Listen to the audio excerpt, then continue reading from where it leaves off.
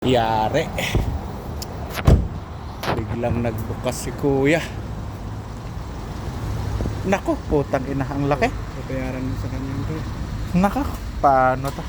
Ay, ang laki pala. Kala putik yun. Ang laki pala. Babayaran mo sa kanya ito. Nako. Ay. Buti yung sayo hindi napuruhan. Yung sa akin lang talaga. Natusok kasi ito. Lumiko ka, ano? Opo. Paano kaya ito? Babayaran mo sa kanya.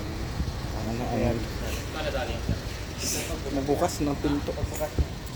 Ngayon lang, di ba? Ay, nako. Ay. Ngayon lang? Oo. Bukas